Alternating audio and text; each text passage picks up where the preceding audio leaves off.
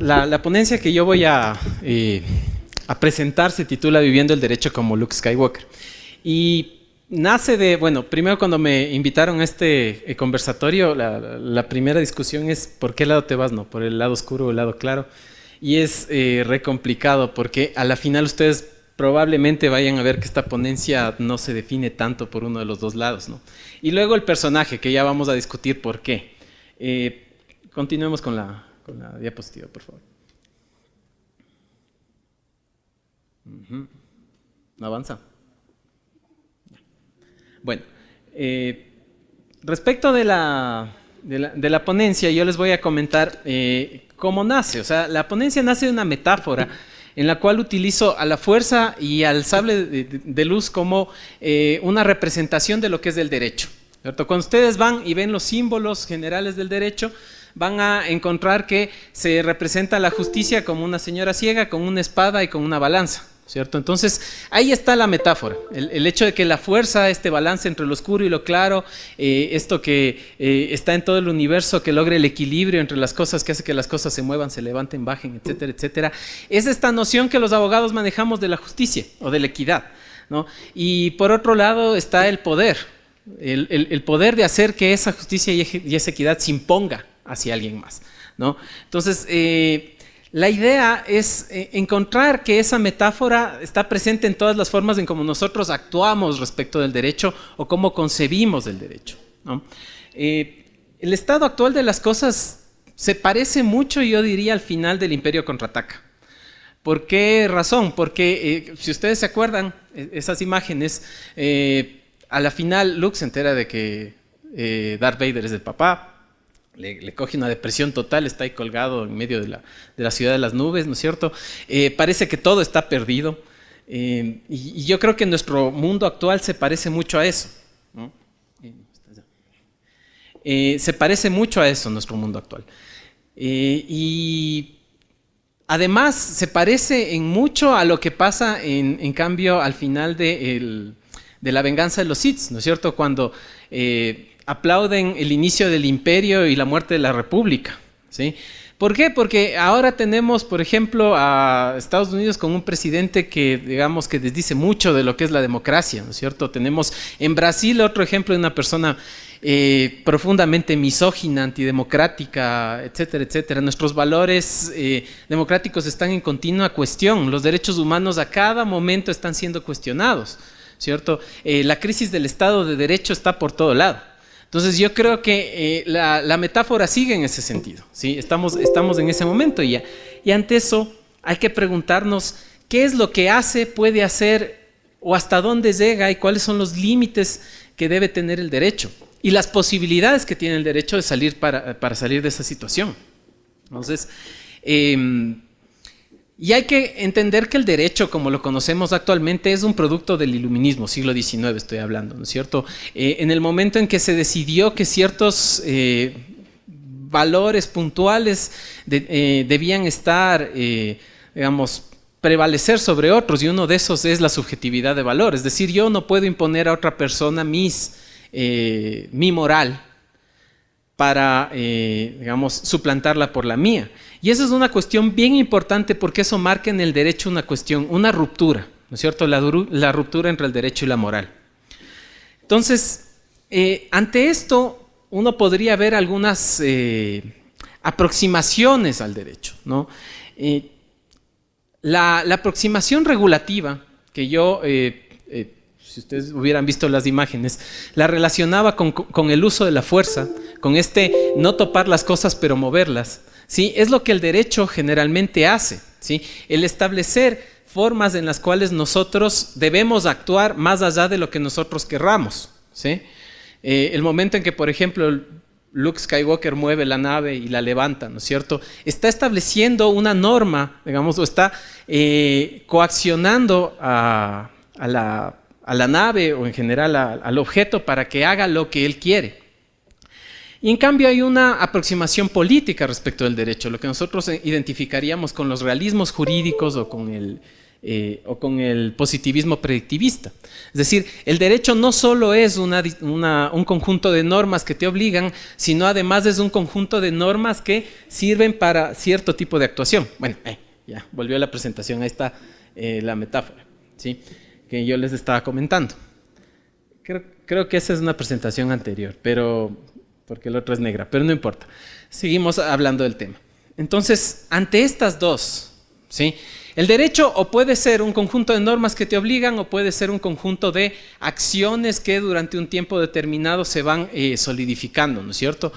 Y esto genera una suerte de tensión, ¿sí?, porque el derecho no puede ser a la vez muy regulativo ni muy, digamos, político, predictivo, porque si es que todos cumplimos o si el derecho es lo que todos hacemos, entonces no tiene sentido el derecho. Y si es que el derecho obliga a cosas que no queremos hacer, probablemente termine siendo ineficiente, ¿sí? Esto es una tensión que se genera en el fenómeno jurídico respecto de la cual es difícil salir. ¿Sí? Autores como por ejemplo Martí Koskeniemi en el tema de derecho internacional hablan respecto de esto, ¿sí? La tensión entre normas y costumbre, la tensión entre prácticas y principios y reglas, ¿sí? Respecto de esta dicotomía o esta tensión entre estos dos facetas o caras del derecho, uno puede tomar principalmente dos actitudes, ¿sí? La una es una actitud idealista, ¿sí?, identificada, como yo lo había planteado, con la imagen del maestro Windu. Ustedes saben quién es el maestro Windu, ¿no es cierto? ¿Sí? Es, bueno, es Samuel L. Jackson, ¿no? ¿Quién no conoce ese personaje? Pero es interesante el personaje de él porque efectivamente marca una visión idealista respecto del valor de los Jedi dentro de la República, ¿sí?, y de la fuerza y de su, digamos, poder para hacer que esa fuerza sirva para un fin, y un fin que sea justo, que es el mantenimiento de la República. Y de hecho, en mucho, el orgullo que tiene él o lo, digamos, ciego que se vuelve por esa visión idealista de lo que son los Jedi, es lo que termina en el episodio 3, digamos, casi extinguiendo a esa raza de gente. Entonces, este idealismo que nosotros podríamos identificar a bastantes personas con esto, por ejemplo, muchos de los expertos en derechos humanos, yo los pondría dentro de esta, digamos, dentro de este círculo. La gente que efectivamente el rato en que sale una opinión consultiva, una decisión de la Corte Interamericana y no sé qué, están, el mundo cambió, ahora somos distintos, ¿cierto? El derecho ha logrado su objetivo, ¿cierto? Esta es una visión idealista respecto del derecho, porque creemos que el rato en que cambiamos las normas, la realidad cambia. Es una falacia normativista que se llama. Pero también existe la otra, digamos, visión, que es una visión cínica respecto al derecho. El no creer que el derecho no es ni regulativo ni es totalmente político, ¿sí? Y aquí yo pondría como ejemplo al conde Dooku, ¿cierto? Él es una persona decepcionada de los Jedi, en cambio, ¿no es cierto? Una persona que dice, no, este no es la vía y yo me voy por el lado oscuro. El poder es lo que importa, ¿sí? Y en ese sentido, exactamente, en ese sentido, el momento en que nosotros vemos que existen personas que abrazan ese cinismo de una manera en que dicen, bueno, a la final el que tiene poder hace lo que quiera y el derecho no sirve para nada porque no es realmente ni regulativo, es decir, no condiciona la conducta de las personas, pero tampoco es predictivo porque a la final, digamos, el que tiene poder hace lo que quiera y no es que realmente las sociedades determinan qué es lo que el derecho hace, caemos en una desgracia y en ese momento tenemos que salir de la facultad de derecho, ¿no es cierto? Porque estamos creyendo una mentira. Ese es el problema y eso es a lo que nosotros nos enfrentamos. Entonces la idea es cómo buscar una opción que no sea ni idealista ni cínica, sino tal vez irónica. El buscar la ironía dentro del derecho es digamos, algo que yo he buscado durante mucho tiempo y que de hecho está escrito en un artículo que ya les voy a decir cuál es el nombre, pero la idea es cómo nosotros ver el derecho después de haber perdido la inocencia. O sea, nosotros entramos a la facultad de Derecho con ciertos ideales respecto de la justicia, respecto de lo que el derecho logra, el derecho para el cambio social, etcétera, etcétera. Luego salimos, digamos, con todas esas ilusiones destrozadas. ¿Cómo nosotros hacer de eso algo útil? Yo creo que la imagen de Luke Skywalker es bastante interesante en eso, porque efectivamente si ustedes ven en Una Nueva Esperanza, en la primera película, realmente no es un personaje por el que valga la pena matarse, o sea, es el típico niño quinceañero que cree que el mundo se soluciona con 2 blasters y ya. El tema es que él va evolucionando y las cosas que le van pasando le van enseñando cuál es la potencialidad que tiene la fuerza, ¿sí?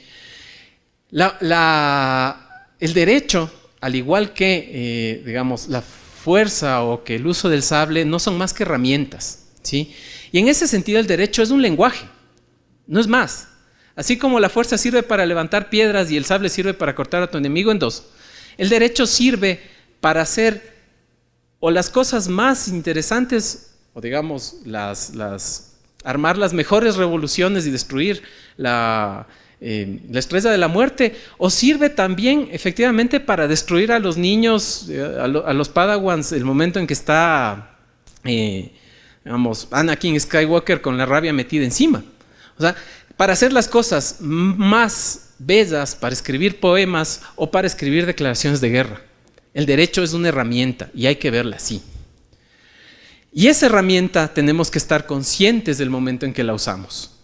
Y creo que el momento en que uno ve que Luke Skywalker renuncia a usar la fuerza, tanto en El Regreso del Jedi, como en la última película, que yo sé que ni siquiera como es Mark Hamill le gustó, pero en esos 2 momentos se ve como Luke Skywalker renuncia a utilizar la fuerza, o la utiliza de una manera tan sutil que no se nota. El momento en que está luchando contra su padre y decide no usar la espada de luz y le dice: yo soy un Jedi igual que mi padre antes que mí. Tú has perdido, emperador. Lo que está haciendo es dejar de utilizar el poder del derecho para utilizar la retórica del derecho y convencer no al emperador con quien está hablando, sino a su padre de que entre a su lógica de entender el derecho. Es más o menos lo mismo que pasa cuando está peleando con Kylo Ren y de pronto está en otro lado de la galaxia. Está utilizando la fuerza, pero lo está utilizando de una manera inteligente. Y el derecho demanda ser estratégicos cada vez que nosotros utilizamos la fuerza.